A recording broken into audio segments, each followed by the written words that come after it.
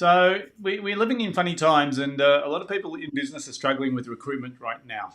And one of the issues, obviously, is the Great Resignation. The other issue is the increasing wage requirements. So as inflation kicks in, people are asking for more money. And recruiting VAs, it's not new, is it? Certainly not at all. I've been working with my VAs for 6 years now, Yep. offshore VAs, and just love it. And I wish that I'd got onto it earlier. Yeah. What about you, Andrew? Are you working with VAs at the moment? I am probably for about 3 months, Yep. and I think it's the best thing that you can do. You've just got to have the courage and have the clarity about what you want to outsource. And I'm loving the chance to get a bit deeper into how that all works and what you should focus on in professional services. So, yeah. Awesome. I mean, we've been through this VA cycle a number of times, believe it or not. And we started with VAs maybe 3 or 4 years ago. And I think the problem was my expectation was wrong. Because the first thing that surprises me is VAs are so cheap, right? In terms of hourly rate compared to what we pay in Australia, they're so cheap. And you go, oh my God. And I think at the time it was like $5 an hour.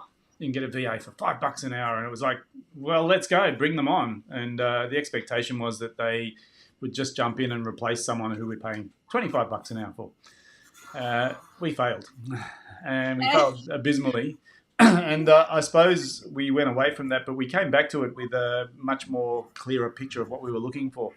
And I suppose today's discussion around recruiting VAs is just really helping people understand, what should they do if they, like, first of all, the upside is there's lots of VAs available and they're local or they're international. And so it changes the game. And I think with people wanting to work from home, it sort of levels the playing field, saying, well, if you want to work from home, the difference between you and a VA is less in terms of logistics, right? So the door opens and people are going, okay, so now I can get a VA and my people work from home, so the facility's in place. What are the pitfalls? What are the traps? Kerry Ann, let's talk about your journey with VAs and how you went through this. Yeah, certainly. My first VA I hired when I thought I had a chunk of admin to do that morning. I thought that I could get it done in an hour or two. It blew out to 5. So I spent the vast majority of my day doing this work, which meant that I couldn't get onto the actual profit-making work of building out programs, recruiting more clients. I was stuck in this stupid trap, and I thought, that's it. I might feel like I can't afford this now, but I realized that I couldn't afford not to, because I was never going to get out unless I changed the way my workflow was actually going. So, got my first VA, and probably like a lot of business owners, I got them into social media. So managing my content, doing my posting each day, and then tracking, giving me some really basic performance reviews at the end of the month, so I can see what posts are working well, et cetera, et cetera. So, yeah, that's where I started, and it's made all the difference in the world. I've got more exposure now, and consistently, because I'm not tied to all of that. Yeah. So, and I've just grown from there. Yeah. Got 3 now. Yeah. 3. So that's awesome. We have 3 at the moment as well. And Nice. what I found is that the ones we have are part-timers, and they actually work full-time for someone else. So this is additional hours for them, which sounds terrible. But the reality is what it does is it forces them to be very time conscious in terms of how long they take to do things. So the 3 of them, 2 of them are 10 hours a week. One of them's 20 hours a week. We're very clear on our expectation. So it's no longer how you should be able to replace a full-time employee in Australia. I think it's literally, here's some tasks that I need done. And as long as we manage the expectation and we have a very clear communication, they're doing a brilliant job. Andrew, let's talk about your current experience with VAs. Yeah, so I about 2 years ago, I brought on someone who I found on like Upwork, which is a freelancing site, and a bit like Kerry Ann and yourself, I wasn't clear. I thought they could do a whole bunch of things, and I wasn't very clear about my instructions, and it worked okay. But I felt like there was something that was missing. So what I did was earlier this year, I made the leap and engaged an Australian VA company called Flat Planet. And they're you know them, David, that have spoken on our webinars before. And they have a team that essentially manages not just my LinkedIn campaigns, but also now, as part of a system that I've developed, manages and publishes some of my client activity. So really, it's about giving all the work that was done by one person who didn't really want to do that person in my team. Didn't want to do that task. Now we've given this to our a group of people who are responsible for doing it each week and getting better and better. So to me, it's just if you've got clarity about what are the tasks that are holding maybe you or your team back, and in professional services, particularly around things like marketing execution, things, it's really helped me get the confidence to then be able to sell more solutions around that space because I've got a team that is dedicated to doing this. So it's been great. Yeah, fantastic. So tell me, Kerry Ann, you're the systems guru, right? And I love doing this. Yes. Yeah. The thing for me, and the lesson that I had with recruiting VAs was you need to be very clear about what the expectation is that they do. You need to systemize it. You need to monitor it. And it all sounds like too much work, right? And I think some people, when they get their expectations smashed, right, because they think this person's going to save them from doing all this stuff, and then they realize actually, no, this person needs management. How do you go through this process? Oh God, it's a big question with some simple answers though. Yeah. I was very clear on exactly what I wanted my offshore assistant to do, and I wrote up work instructions and I made them instruction videos. And I had very specific tasks. On this day, you'll do this thing, this thing, this thing, and you'll check in with me at that time. Yeah. Now we use Slack. Made sure that they knew exactly what they had to do. At first, I talked them through it. Then that's some fun noise, isn't it? Yeah, I've had to put Andrew on go quiet. Okay. There's a training process that's involved. Yeah. But you can make that training really supportive, not by just talking about what you want them to do. You need to show them. Then you need to record. Then you need to support them in doing that first time. Then you need to check in. So, at first there is a lot of work. But you know what? It's the same with any area of business. You don't expect to get clients without doing a bunch of work around marketing. You don't expect to be an expert without doing a bunch of work around developing that expert knowledge. When you spend the hours, and it might take you a couple of hours to set up a task, you'll never have to do that task again. And I think that return does come back in, but it is about setting up really clear pathways so that your worker can work independently. If you don't set them up, you will not be able to get rid of the work. It's that simple. Yeah. So what you just described is forcing people to systemize what they do. Exactly. And standardize. I think one of the issues with delegation is most people do abdication versus delegation. And what they end up doing is they, by the way, for those who don't know, Andrew just had a baby last week. And one of the reasons he's moving is because the noise in the background is actually the baby. Congratulations. That's lovely. Yeah. Thanks, David. Yeah, so David, on that, you can duplicate a process. You can never duplicate a person. If you're expecting someone to duplicate you, to do the work you do? No, because they don't know how you think, how you feel, the decisions you're making subjectively along the way. But you can duplicate a process. So if you make it step 1, 2, 3, then you're on. Yeah, gotcha. So really, I suppose what we're talking about today is, VA is not new, right? It's been around for a long time. Implementing them, there's been a lot of traps and tribulations that people have gone through time. And some people have made judgment calls based on that and said, I tried it, it failed, it's too hard. And the reality is we're in a world now where we're short-staffed in Australia. And so all of a sudden this idea of VAs is taking on a new life. And people are saying, well, now I might as well put the effort in, because if I need people to work from home, whether they're here or in Philippines or in South Africa or wherever they are in the world, I still need to manage them. And so this need for systems never went away. It's now just become more relevant than ever. So maybe let's take this idea and say someone hasn't done this before, or they've done it and failed. What should they do next? What should be the go-to?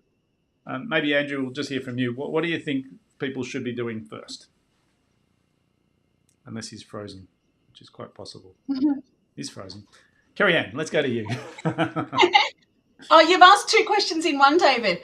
If they've never done it before, Yeah. then you need to take a step back and have a look at the tasks that you're doing that are repetitive, Hmm. that are killing your motivation and the love of your life, the stuff you really hate doing. Yes. And the stuff that is taking your time, that is really time consuming. They're the sorts of things you should be delegating. If you're doing a task that is taxing, that's repetitive, that's the perfect thing to get someone else to do. It's also the perfect thing because you can turn that into a 1-2-step process Yes. to have it done again and again. So that repetitive work is the stuff that you can get rid of first. Yeah. And if you've tried and failed, there's always, there's a new tomorrow that you can look forward to by backing up. Let's backtrack. Okay, I wanted them to do this thing. Assume that there's a process fix. I assume that 98% of problems in your business can be solved with a good process. And so assume that there's a process fix and start to see, right, where are the gaps too big that this person has not been able to perform according to my expectation, and start to close those gaps with some steps that really are going to support them through to success. Mm-hmm. Yeah, fantastic.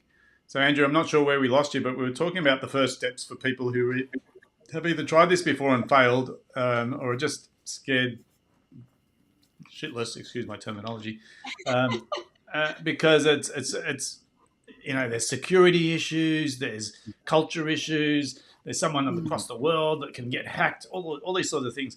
So, what do you suggest, Andrew, as for people who are sort of that who are pensive about doing this? I think that, in my experience, I would go with, instead of going to an individual sort of freelancer, I'd go with a company that's got systems in their own process to be able to create, to give you that backup and that background and that rigor. Because we actually tried twice. Actually, one was earlier this year. It was through a mutual contact. And I guess everything that went wrong did. Like, we sent out emails to the wrong people. Okay. But I saw it as actually a great experience. Obviously, not for those clients, but I saw it more because it actually it said to me, it reinforced the idea that it's not worked, but we need to go to an organization that's got some people who actually does have their own systems and their own processes and their own rigor. So, to me, when you're looking at engaging a VA, first of all, ask, well, why? Like, what is the work? Is it quite specific? What areas do you want them to do, and how much work do you see it? That's the first thing. And I think the second thing is, when you're considering who you want to take on with these tasks, just sort of understand and ask questions around what's their process. How do they check and be accurate with their work? How do they inform you and actually close the gap, as Kerry Ann said? So before you just have that, do the thinking, do the understanding, and then once you've done that, then go out and make your selection. So that's my experience. Good. I mean, two very different approaches to the same problem. I mean, one's a high risk, one's a low risk, if you want to look at it that way. I think the overarching thing here is simple. What COVID did for me was prove that we are a global nation, right? And what were trade barriers before for employment have been torn down. And so what it means is, even though this sort of behaviour has been around for a long time, it's a bit like when COVID started. I remember that telehealth, it sort of magically appeared within a week or two of the pandemic, and it was like, how did that happen? And they said, actually, we've had it the whole time. We just never had a need to implement it, and everyone pushed back on it. But now that we need it, we just click the button on, right? And the same thing's happened with this VA scenario. VA's been around for a long time. But what's happened is the enablement, or the desire, or the need has just been sort of pent up and is now gotten to a stage where you go, well, it's the same problems as we had 5 years ago. It's just that now the benefit outweighs the pain of implementing this structure. Yeah, indeed. It's been really nice. I've been working remotely for over a decade, and like I said, my VA's for 6 years now. My first VA was 6 years ago, and it's so wonderful now that the work that I do and the way that I work is it's more relevant and it's more valuable, and it's not so strange for people anymore. Oh, what you do that when they live hours away, overseas. Yeah, and they do a great job. Yeah. And here's another myth I just wanted to sort of bust: is it's not about getting cheap resource. Some of the best mines on the planet are available, and you can pay like a couple $100 an hour, but you're going to get like a world-class authority, right? So you can pull VAs or you can pull contractors from anywhere in the world and say, I just need 3 hours of your time. And they'll just jump on and they'll do a job remotely. It does mean that we need to know what we're looking for. We need to know how to evaluate, and we need to know how to dish work out, as we've been talking about today. So getting, as a business owner, getting a mindset around how do I put this work into a box so I know exactly what I expect and I can tell whether it was done properly becomes even more important now than ever. It's interesting, though, because that was always the case, right? We always needed that. Yes. It's just that, like you say, the perception has become more high value. Yeah. The need is perceived as being more relevant now. Yeah, it's interesting. Yeah, because the old tagline was, it's easier to do it yourself than it is to teach someone else. Yeah. And that's how you end up owning that job, right? People paint themselves into the corner. So I think like forced innovation is what's occurred here. And it's sort of like, well, the tools have been around for a long time, but now you have more reason than ever to actually look at these things. Because here's what's happened. The barrier has dropped, but also the desire has increased. Yes. And your competitors are doing the same thing. So all of a sudden we've got competitors that are paying lower wages to people offshore to produce work. And we're trying to compete with local resources. My family comes from the rag trade, and I remember this transition when we used to make everything in Australia. All the clothing was Australian, and you probably remember the campaign, Buy Australia and keep the money in the country. And we all wanted to support Australian, except for one thing, right? It got to a point where the cost difference was too great. And you could buy something from China, and in those days it was rubbish, but it was cheap. And then the quality started increasing and improving, and it got to a point you're going, well, the quality is as good as Australian and it's still cheap. And so there was a point where we all sort of decided that buying Australian is great as long as the price is right. But if they can't keep the price competitive, we're going to move. I think that same phenomenon, and just to sort of finish that story, our family recognised this and said we have to move our manufacturing to China, because we will not survive as a business if we keep trying to manufacture in Australia and competing against these things that used to be poor quality but now are of the same quality. Is the same thing happening in employment, do you think? Oh, yes. Cheap doesn't necessarily need to mean nasty. Yeah. The global economy is determining those dollar values, and I don't feel like I'm on the winning side as if there's a winner and a loser. Yeah. My VAs over the last years, they've bought houses, they've married, they're raising families on the income that they're creating in the work that I'm employing them for. So, yeah. Now, that's another interesting point, where when we think $10 or $5 an hour is ridiculously cheap, they're looking at it going, that's more than I can make here. So, how much is the right amount to pay? And it's sort of, there's two sides to that coin. One is how much is the right amount for that country, for that economy, versus what's the right amount here. Because I did meet a guy who runs a company you would know, Base Camp, right? He was doing a seminar one day and he said, we offshore as well. And we offshore to the Philippines, but we pay the same wages to the people in the Philippines as we do to the people in LA. Oh, wow. Yeah. Now, you think about what that means. He goes, that means that the person in the Philippines is earning the equivalent of like $2 million a year in our currency. He goes, what it does, though, is it means we get the best. We get the best person in the Philippines, because when we pay that much, we expect to get the best. So, very interesting philosophy, because I looked at it and said, I've not heard of that before. But in his principles, he said, well, I can't justify paying less because that's how much we pay. So as long as they're producing to the level that we expect, I don't mind paying it, which was an interesting, different view to cheap labour.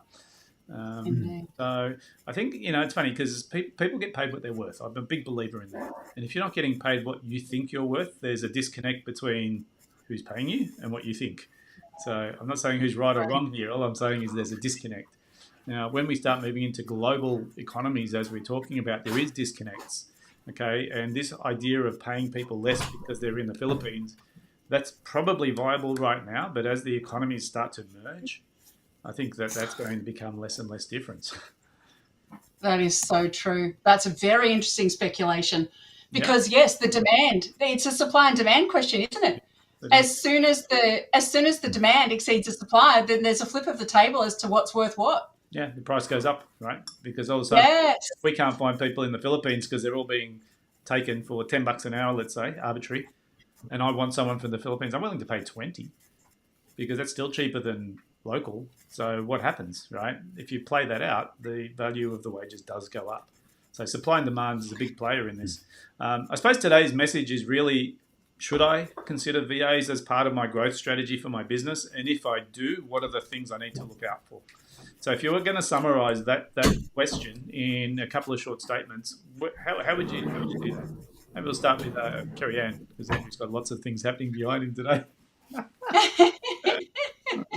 I honestly thought you were going to throw to Andrew. Okay. Can you please ask the question again?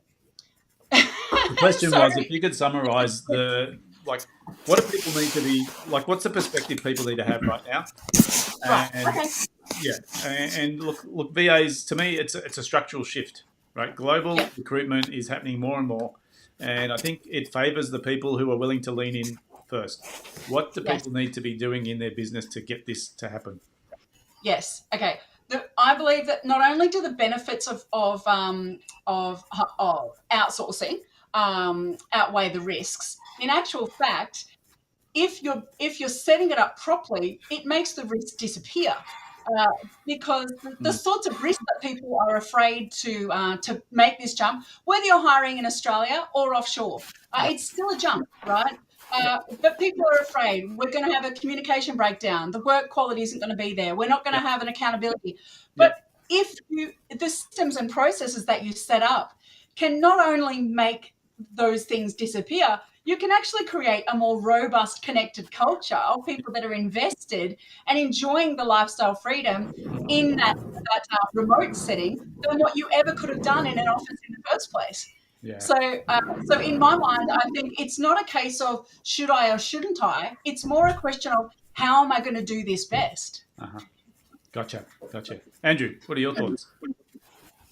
Oh, look, I think, sorry, I just got to repeat the question again, Dave. I'm trying to process what Kerry Ann's saying. And so just in a simple way, what are the key takeaways? So the question was this, right? We've got people who run businesses and they're looking to scale and they're thinking about VAs and they are not sure what they should be doing. Should they, shouldn't they? Should they dip their toe in the water?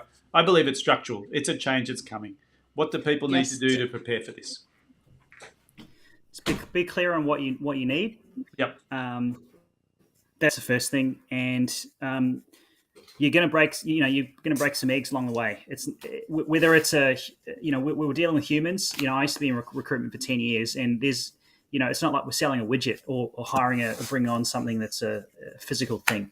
Yep. It's we're humans. It's labor force. People are doing a job. I guess the question is, if you really want to scale your business, then you need to create systems, as Kerry Ann always says. So to me, hiring a community of people such as virtual assistants is a system.